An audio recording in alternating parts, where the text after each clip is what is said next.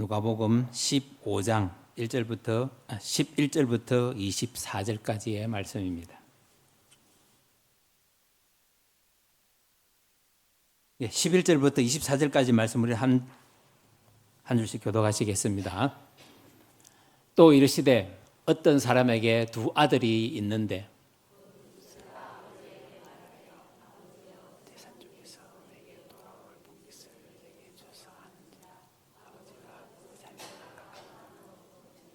그 후 며칠이 안 되어 둘째 아들이 재물을 다 모아가지고 먼 나라에 가 거기서 허랑방탕하여 그 재산을 낭비하더니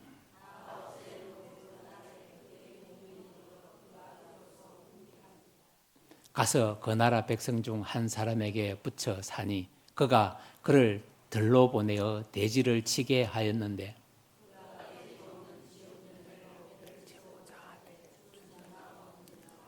이에 스스로 돌이켜 이르되 내 아버지에게는 양식이 풍족한 품꾼이 얼마나 많은가. 나는 여기서 줄여 죽는구나.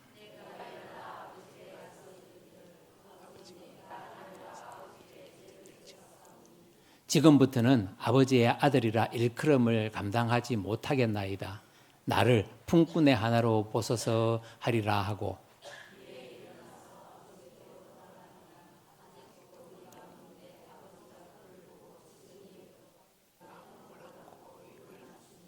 아들이 이르되 아버지 내가 하늘과 아버지께 죄를 지어사오니 지금부터는 아버지의 아들이라 일컬음을 감당하지 못하겠나이다 하나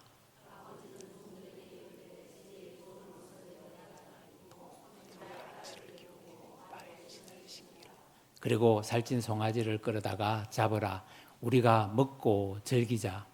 이에 내 아들은 죽었다가 다시 살아났으며 내가 잃었다가 다시 얻었노라 하니 그들이 즐거워하더라. 아멘. 오늘의 본문의 말씀은 우리가 너무나 잘 알고 있고 또 믿음의 길을 가면서 많은 말씀을 들었을 것입니다. 그래서 오늘 누가복음 15장의 말씀을 보게 되면은 잃어버린 한 영혼을 향한 하나님의 마음을 우리가 잘 알 수 있습니다. 그래서 잃어버린 양 한 마리, 잃어버린 동전, 그리고 오늘 본문의 탕자의 이야기가 나오고 있습니다. 그러면은 이 우리가 그동안 많이 들었던 이야기 중에서 둘째 아들은 회개하고 돌아왔고 착한 아들, 큰 아들은 아버지 앞에서 말씀을 잘 듣고 살았다라는 줄거리의 이야기를 우리는 기억하고 있습니다. 근데 저는 우리가 생각하고 있는 하나님의 사랑에 대해서 한번 생각해 보기로 했습니다. 그래서 우리가 생각하고 있는 이 하나님의 사랑을 우리의 사랑으로는 이해할 수 없는 부분들이 너무나 많습니다. 그래서 우리는 하나님의 사랑이 우리의 믿음에 대한 보상이라고만 생각을 하고 있습니다. 그리고 그렇게 생각하고 있기 때문에 하나님의 사랑은 나의 욕심에 맞아야 되고 나의 기도에 맞아야 되고 나에게 은혜 베풀어 주시는 하나님이다라는 생각만을 가지고 믿음의 길을 가고 있습니다. 그런데 이 말씀에 대해서 하나님은 사랑이시기 때문에 하나님께서는 사랑밖에 모르십니다. 그런데 하나님의 사랑하심과 우리가 불순종하고 하나님의 뜻을 거역한다고 해서 하나님께서는 그 사랑을 거두시지 않는다는 것입니다. 세상에는 하나님의 사랑과 같은 사랑은 없습니다. 그래서 어떤 사랑과도 비교할 수 없는 것이고 다 유일하신 하나님의 사랑으로 인해서 우리는 믿음의 길을 걸어가는 것이고 또 이 하나님의 사랑을 깨닫는 것은 세상의 논리로서는 이해할 수 없습니다. 오직 믿음만이 하나님의 사랑을 깨달을 수 있기 때문입니다. 그래서 이 예수님께서는 누가복음 15장에서 하나님의 사랑에 대한 비유를 우리에게 들려주고 있습니다. 이 세 가지를 통해서 아마 이 이야기는 성경에서 가장 아름다운 모습으로 우리에게 다가올 수 있습니다. 잃어버린 것은 아마 하나님의 뜻을 거역하고 살아가는 사람들의 이야기일 것이고 믿음의 길을 가다가 교회에서 불평불만 그리고 마음에 안 맞아서 세상으로 나아간 세상에서 살고 있는 그러한 분들을 가리키는 것일 수도 있습니다.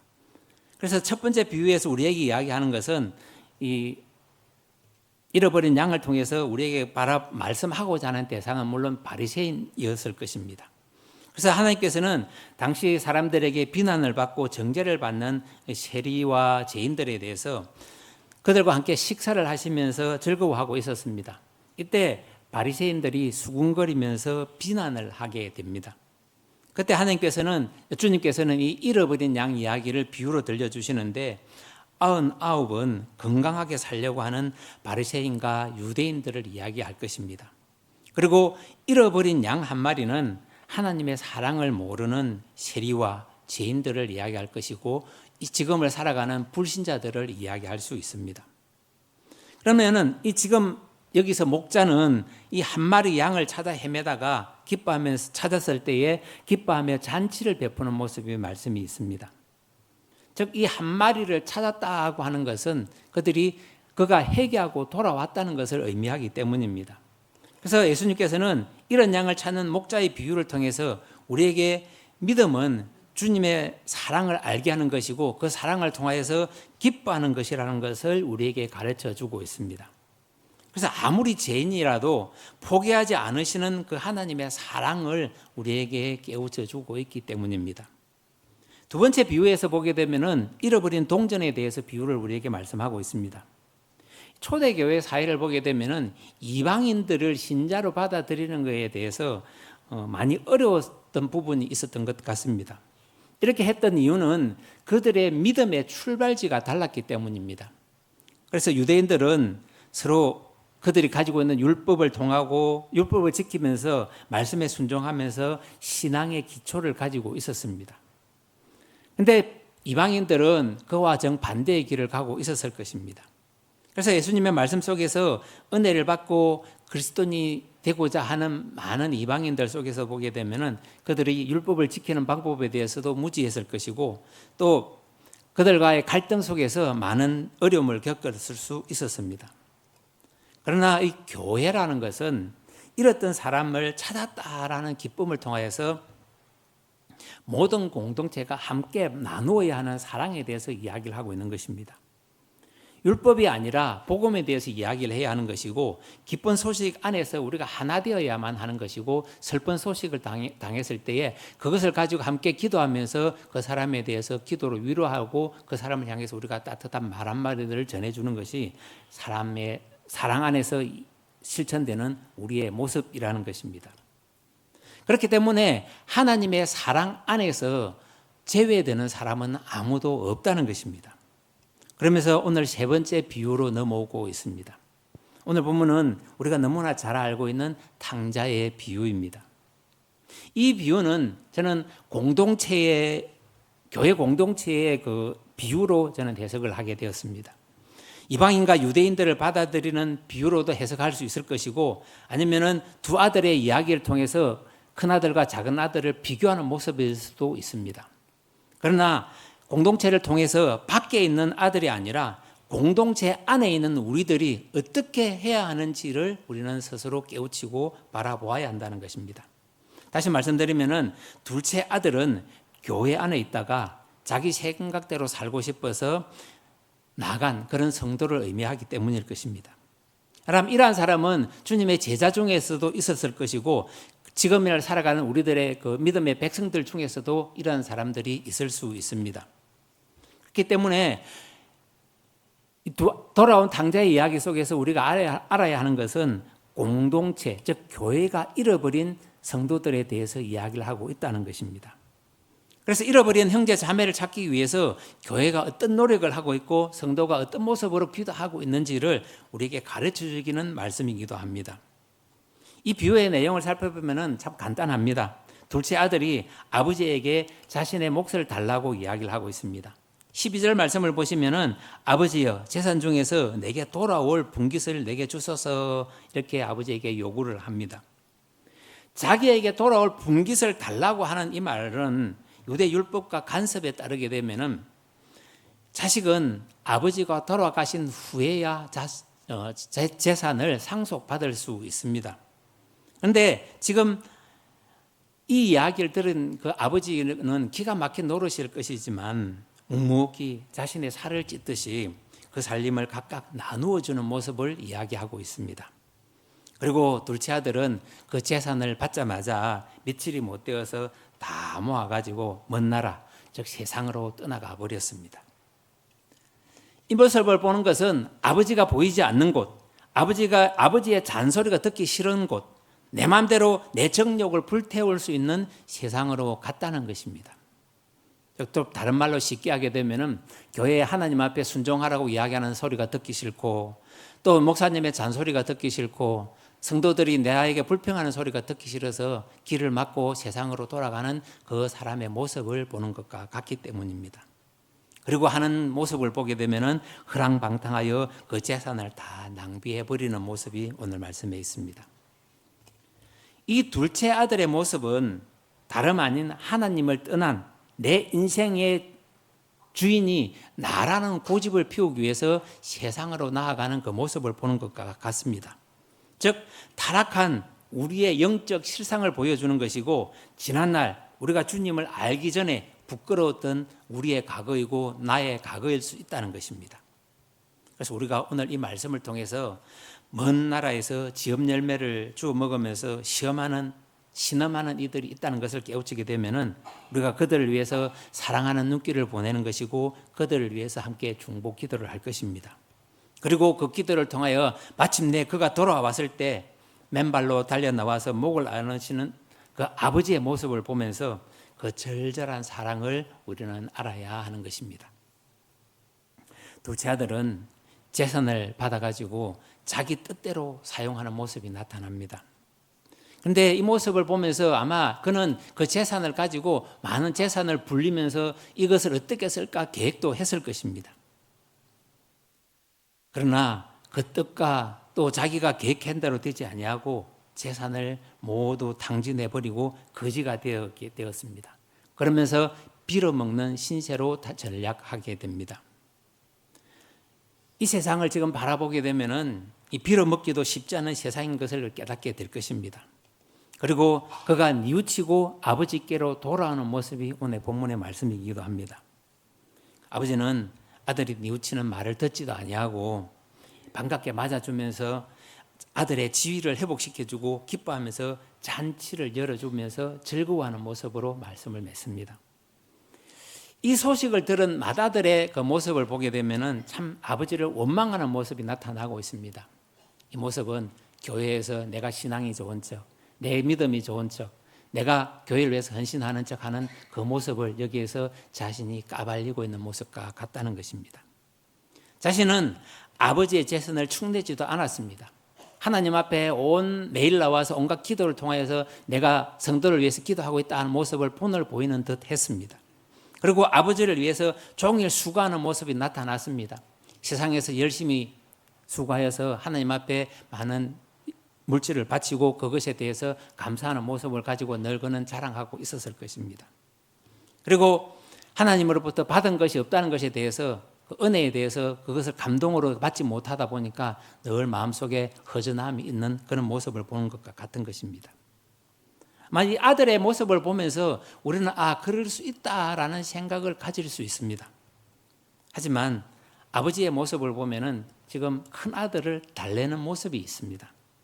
내 것이 다 내 것이 아니냐, 동생은 죽었다가 살아왔으니 가족으로 함께 기뻐하는 것이 좋은 것 아니냐고 아들을 달래고 있습니다. 그렇게 이 비유는 끝이 나는 것 같습니다. 그런데 우리가 지금 맏아들이 아버지의 뜻을 알고 기뻐했는지, 아니면은 동생과 아버지를 원망을 하면서 함께 살아가고 있는지 우리는 말씀의 의미를 마지막을 깨닫지 못하고 있습니다. 즉 이 아버지의 뜻은 공동체 속에서 기쁜 일, 슬픈 일 모든 것을 함께 하기를 소망하는 그 모습을 우리에게 교훈시켜주고 있다는 것입니다.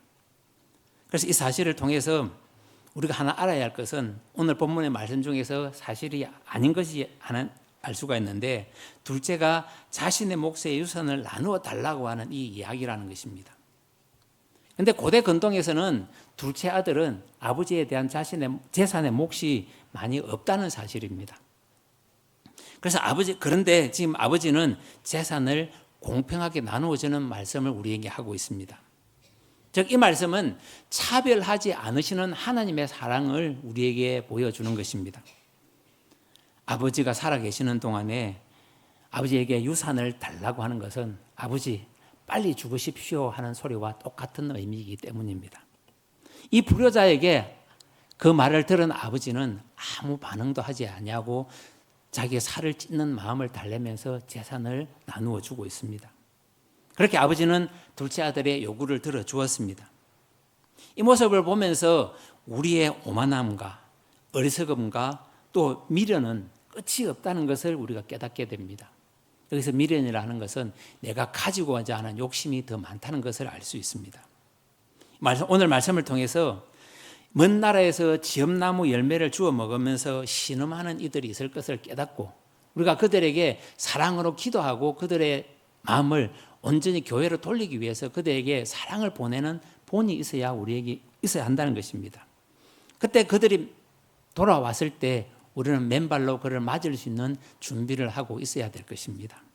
오늘 그 사랑을 절절하게 이야기하고 있는 그 모습을 함께 살펴보시겠습니다.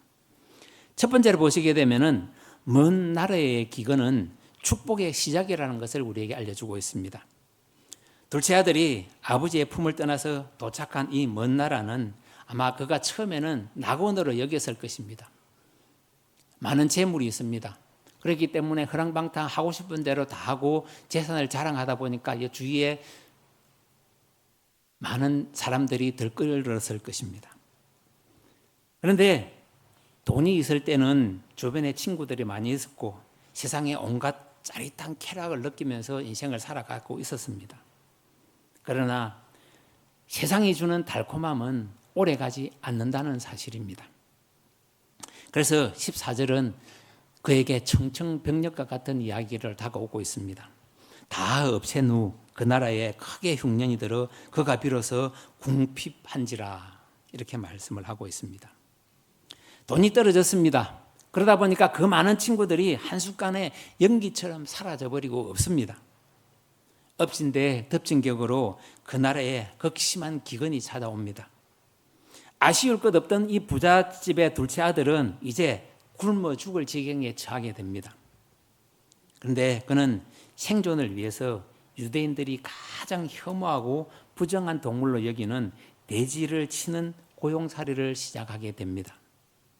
그런데 그가 얼마나 배가 고팠던지 돼지가 먹는 지엄나무 열매로도 이 배를 채우고자 했지만 그것조차 주는 사람이 없었다고 오늘 본문은 말씀하고 있습니다.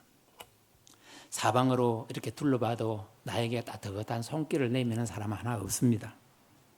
이 모습은 내 자신이 세상으로부터 완전히 분리되어서 고립된 그 형태를 이야기할 것입니다.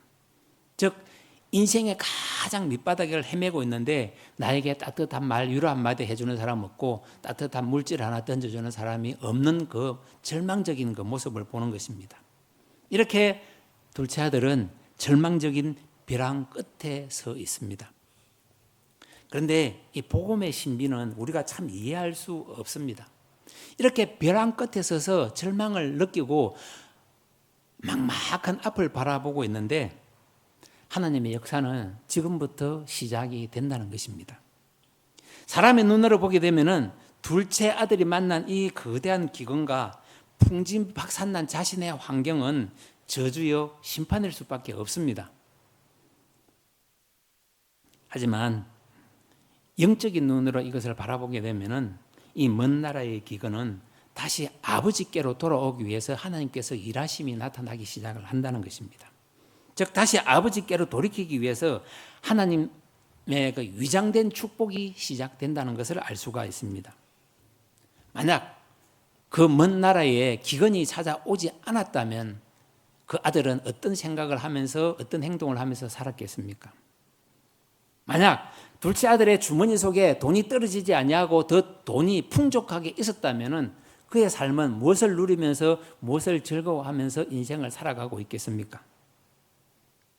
아마 결코 하나님을 기억하지 아니하고 아버지를 기억하지 않았을 것입니다.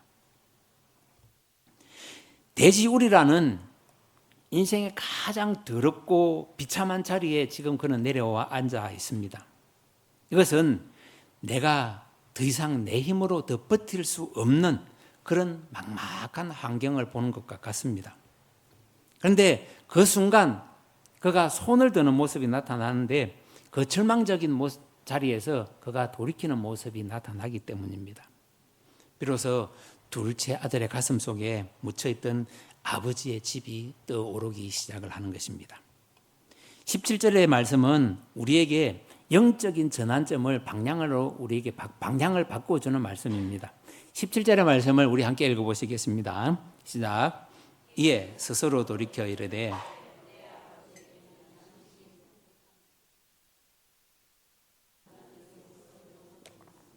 아멘.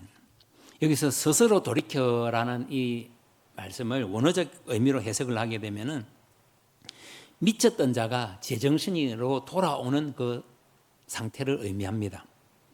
지금 아들은 스스로 돌이켰지만 그것을 다른 사람 세상적인 눈으로 보게 되면 미쳤다가 이제 제정신으로 돌아오는 그 모습을 보고 있는 것입니다. 즉 하나님을 떠나서 내 힘으로 살 수 있다고 떵떵거리면서 아버지 유산을 가지고 세상으로 갔습니다. 그런데 그 인생이 영적 미련함으로 인해서 자신의 그 잘못이 나타나는 것이고 또 모든 환경이 뒤바뀜으로 인해서 그때 비로소 영적으로 깨달음을 얻게 됩니다. 그래서 에베소서 2장 12절 말씀을 보시면은 그때에 너희는 그리스도 밖에 있었고 이스라엘 나라 밖의 사람이라 약속의 언약들에 대하여는 외인이요 세상에서 소망이 없고 하나님도 없는 자이더니 아멘. 이렇게 우리의 모습을 에베소서는 우리의 환경을 이렇게 이야기를 합니다. 즉 내가 영적 고아인 것이고 내 영혼이 줄여 죽어가고 있는 그 현실 속에서 내가 깨우침이 나타나게 하는 것은 나의 환경이 나를 돌이키게 하는 것이고 주위에서 나를 바라보는 사랑의 눈길이 있었기 때문에 그것이 가능하다는 것입니다. 즉 이것은 회개의 시작이자 구원의 시작인 줄 믿습니다. 오늘 여러분과 저의 삶의 자리에서 알 수 없는 거대한 풍랑이 몰아칠 수 있고 우리에게 고난과 환난이 닥칠 수도 있습니다. 믿었던 사업이 부진이 계속되면서 무너지는 경우도 있을 것이고 건강에 적신호가 생기면서 병으로 고통받는 분들도 계십니다. 또한 자녀의 문제로 가슴을 치면서 가슴앓이를 하는 부모의 모습도 함께 있습니다. 왜 하나님께서는 내 인생에 이러한 가혹한 환난과 흉년을 나에게 주시느냐고 하나님 앞에 불평, 불만하는 분들도 계실 것입니다. 그러나 우리는 기억하셔야 합니다.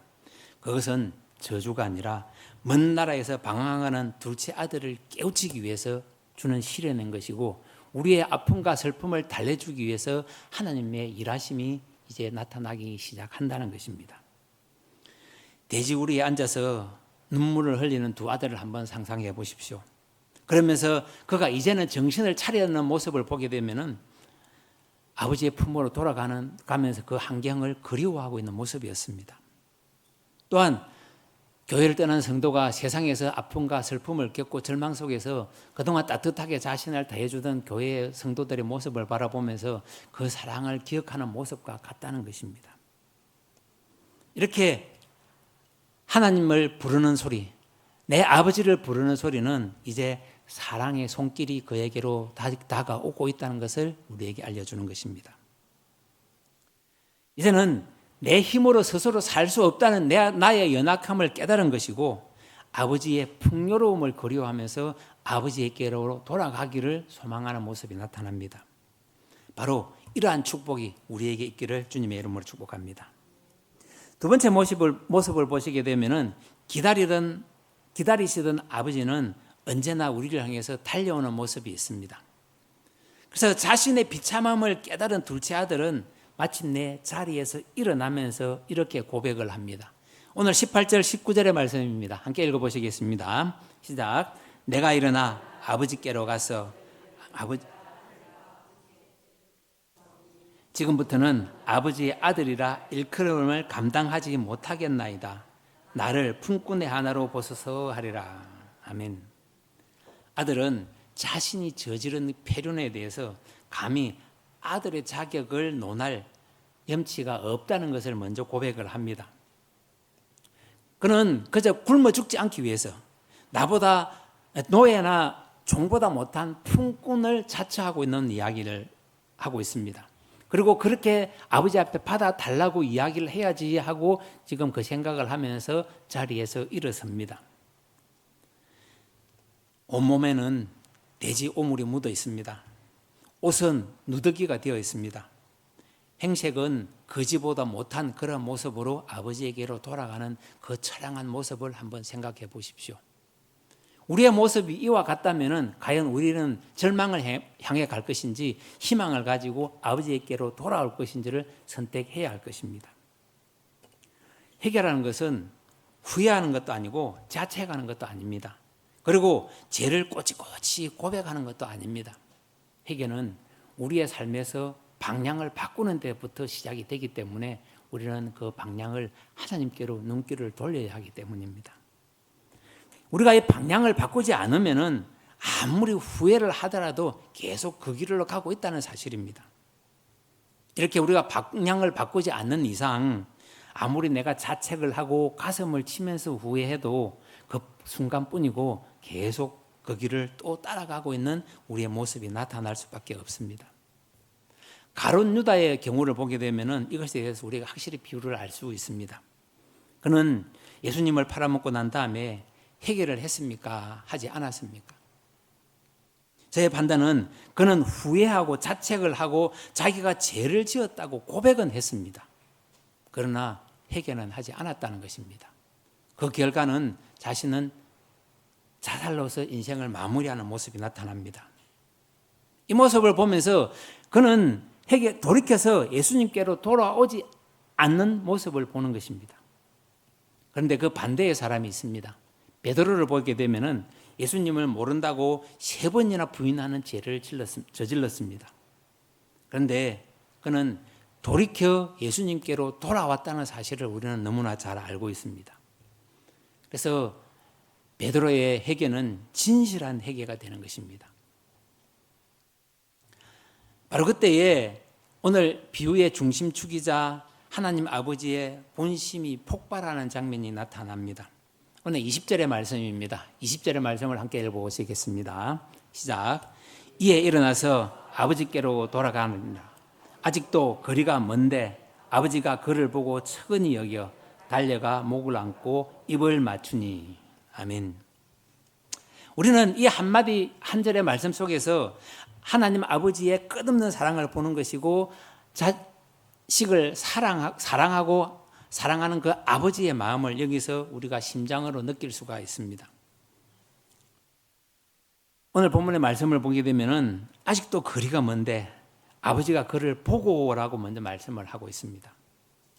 거리가 멀어서 다른 사람은 누군지 알 수도 없고 희미하게 걸어오는 그 모습이 어떤 모습인지도 잘 알 수 없습니다. 그런데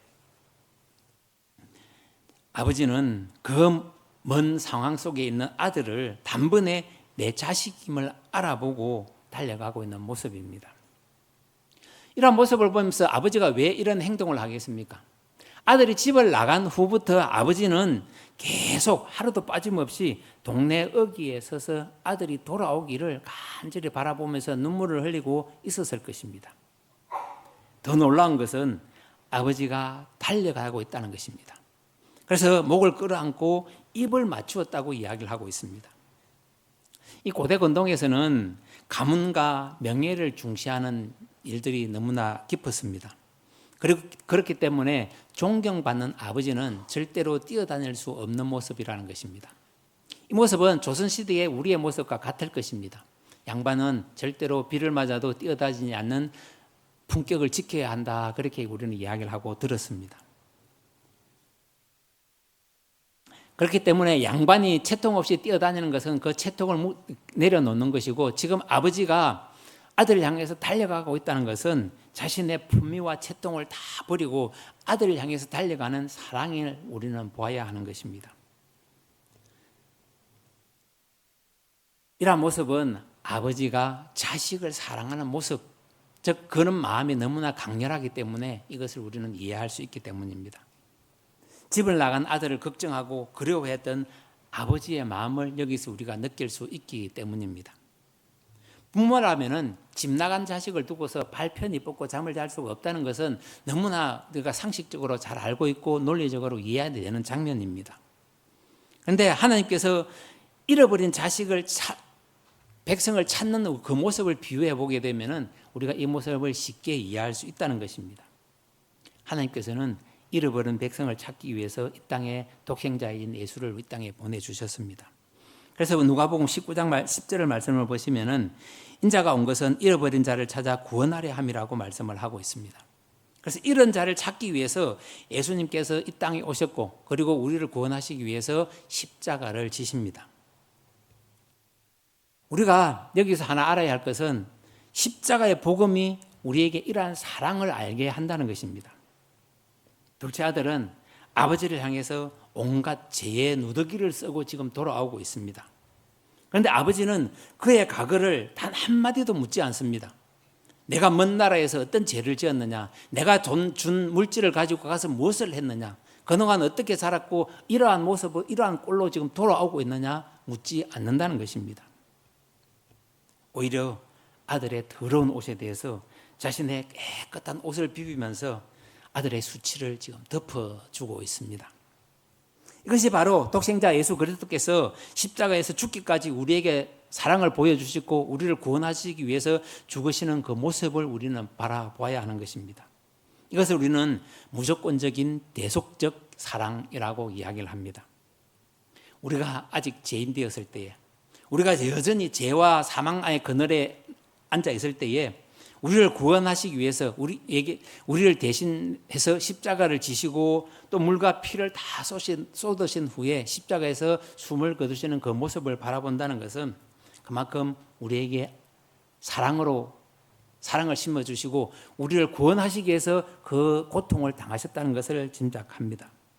그래서 우리의 수고하고 무거운 짐을 벗겨주시기 위해서 모든 염려와 죄책감을 다 내려놓고 하나님 앞에 우리는 항상 감사함으로 기도해야 하는 모습이고 또 그 사랑을 체험하는 우리 모두가 되어야 하는 것입니다.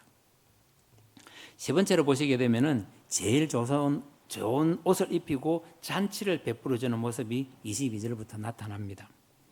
아버지는 눈물로 아들의 목을 끌어안은 후에 서둘러 집안의 종들에게 명령을 합니다.